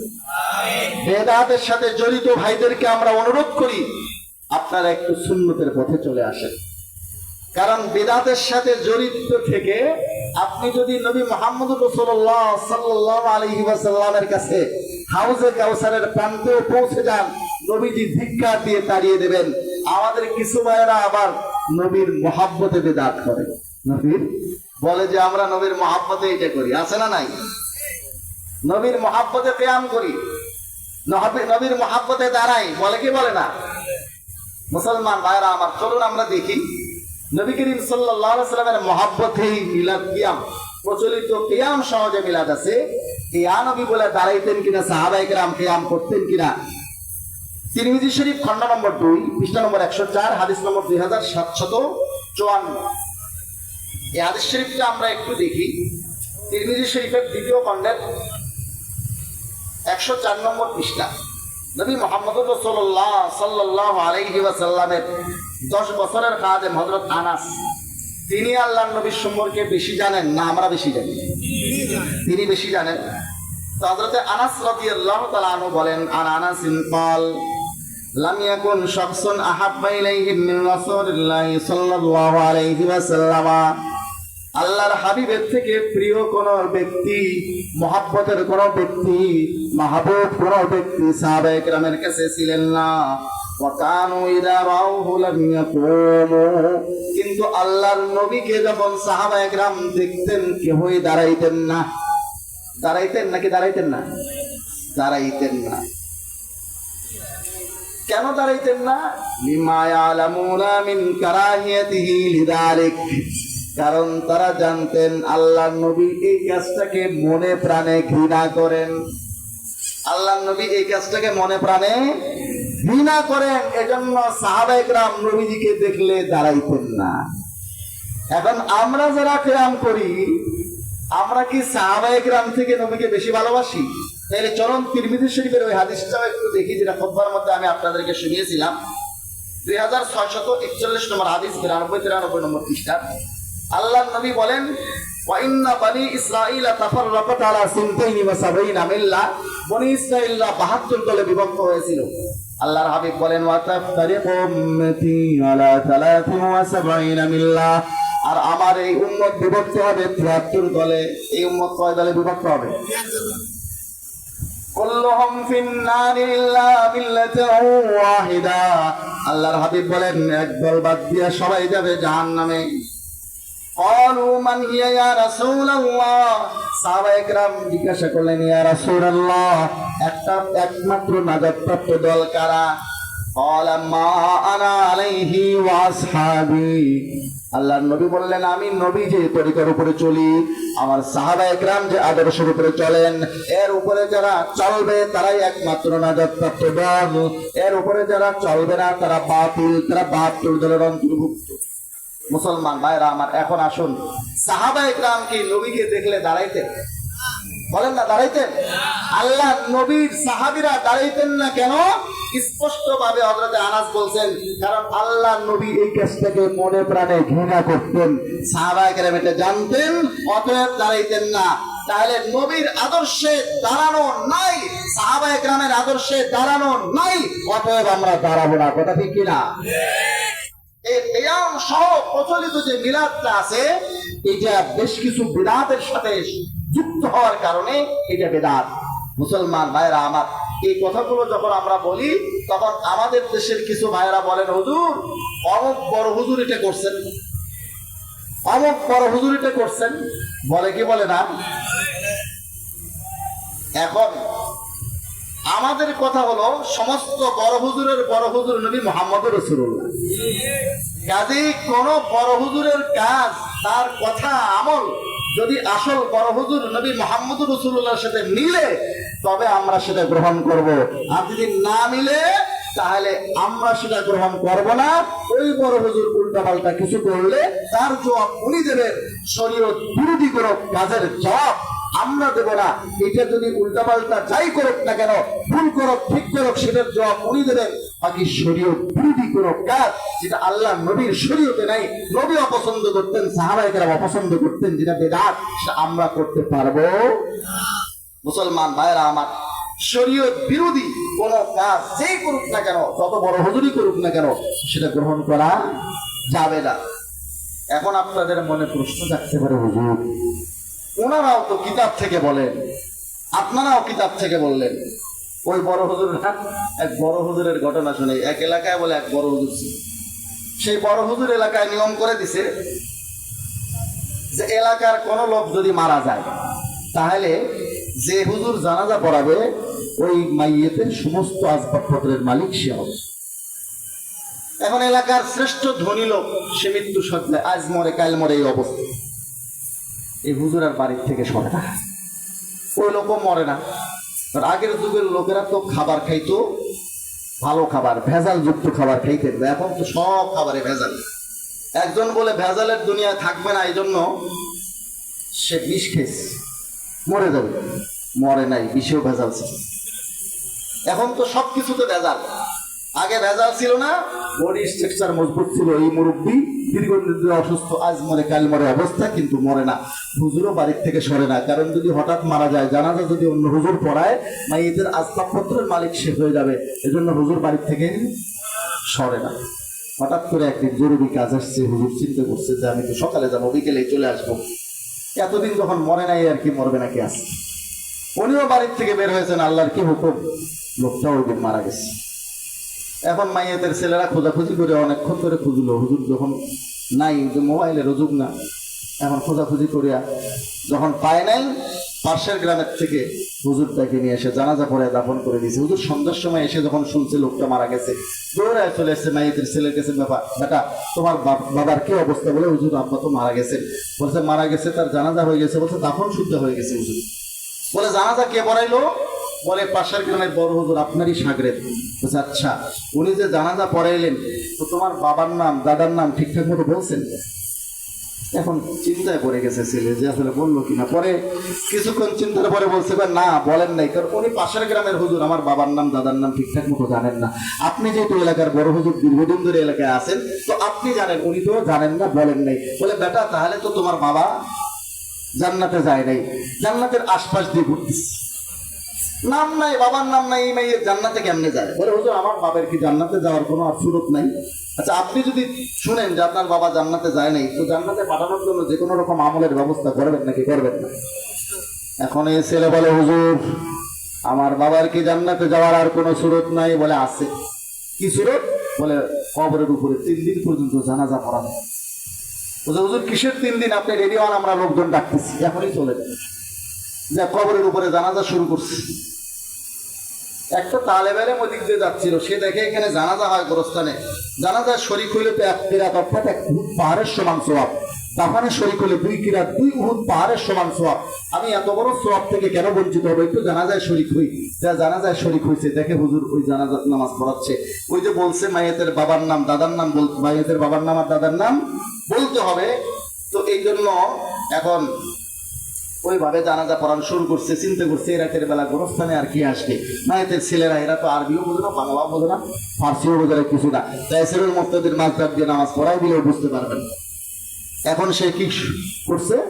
সে সূরা কালাম শুরু করছে। বলে ইসমুল মাইয়িতি সালমান ওয়া ইসমু আবিহি আব্দুর রহমান ফাবিআই আলাই রাব্বিকুমা তুকাযিবান। বলে মাইয়িতের নাম হলো সালমান, মায়েতের বাপের নাম আব্দুর রহমান।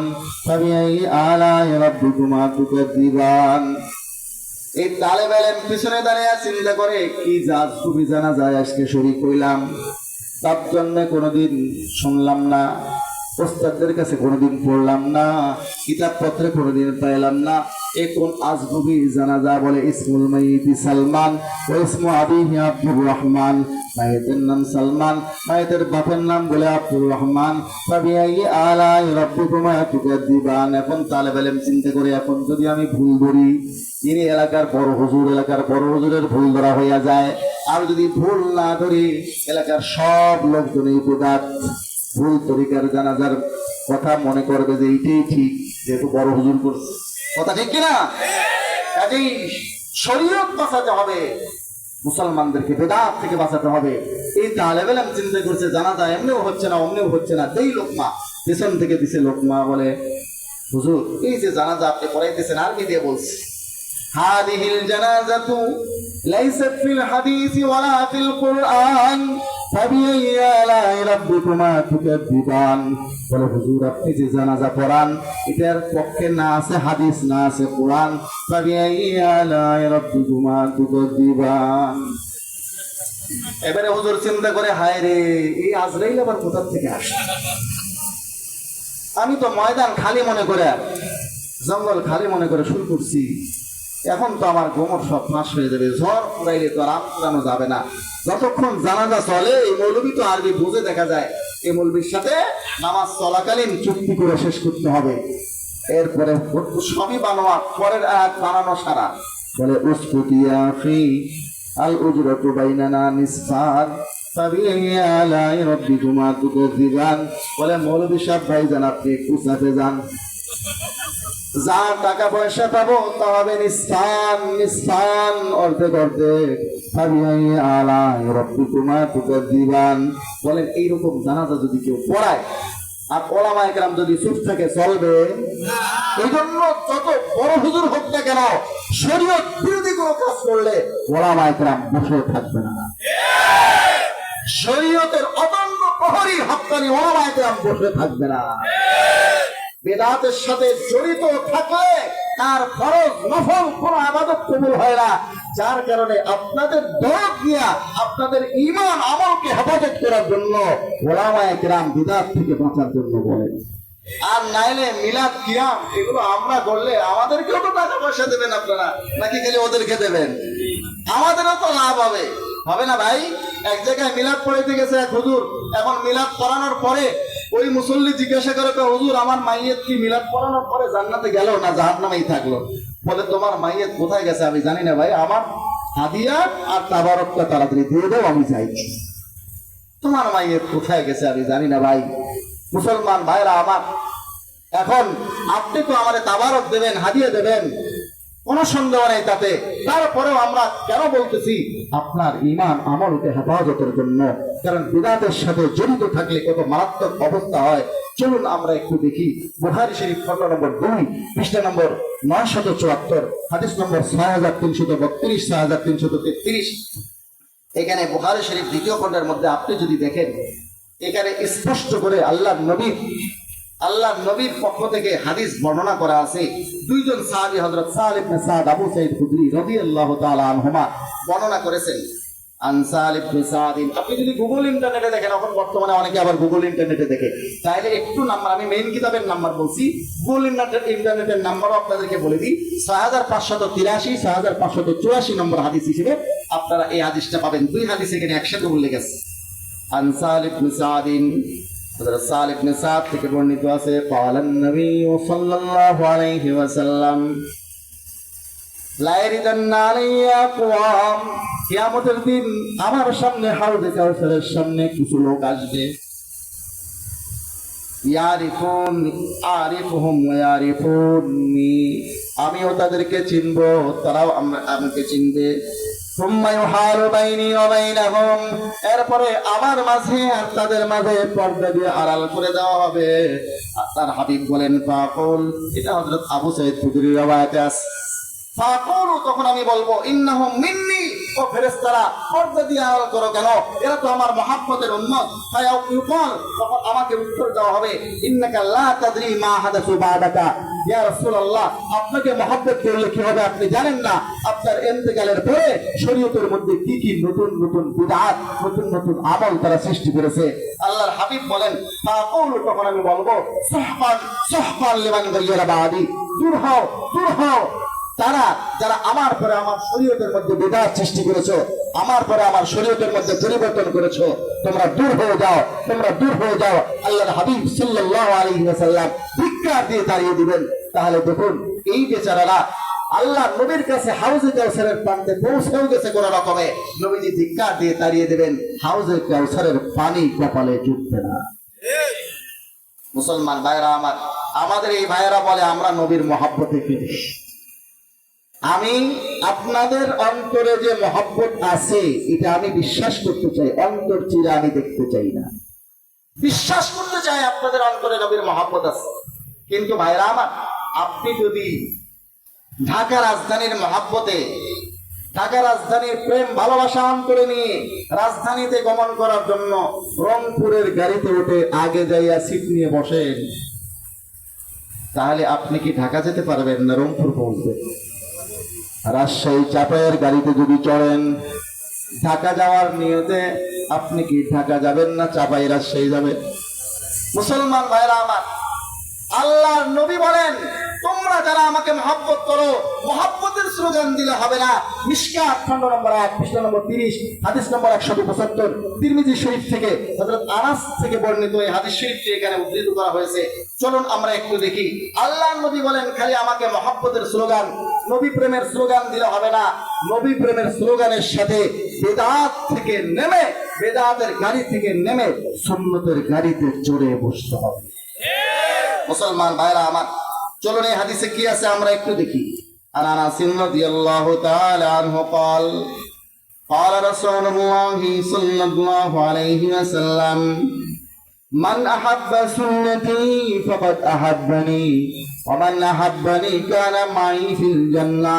এটা মানতিকের শিকলা ওয়ালের মধ্যে হদ্দে আওসাদ সুগরার মাহমুল হয় কুবরার মওজু হয়। এখানে ফাকাদ আহাব্বানি, মান আহাব্বানি হদ্দে আওসাদ যদি ফেলে দেন, নতিজা হবে মান আহাব্বা সুন্নতি কানা মাই ফিল জান্নাহ, যে আমার সুন্নতকে মহব্বত করবে সেই আমার সাথে জান্নাতে থাকবে।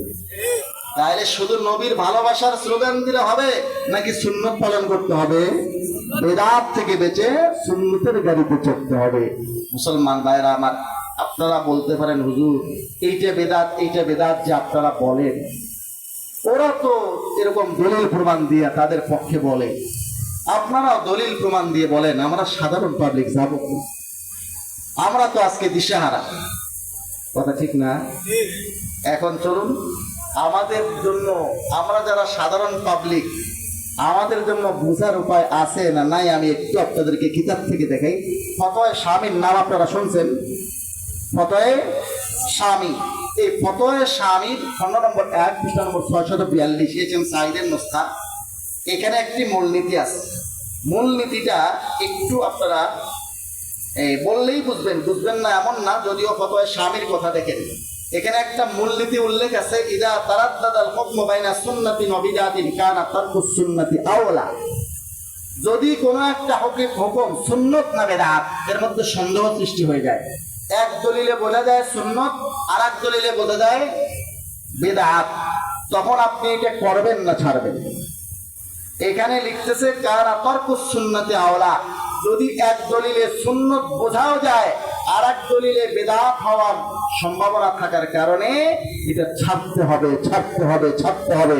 ওই সুন্নতটাও ছাড়তে হবে দলিল থাকার পরেও বেদাত হওয়ার দলিল থাকার কারণে। আমি কি বোঝাতে পারলাম আপনাদের? এক গর্তে মাছ আছে শুধু, আর এক গর্তে মাছ সাপ দুইটাই আছে। আপনি কোন গর্তে হাত দেবেন?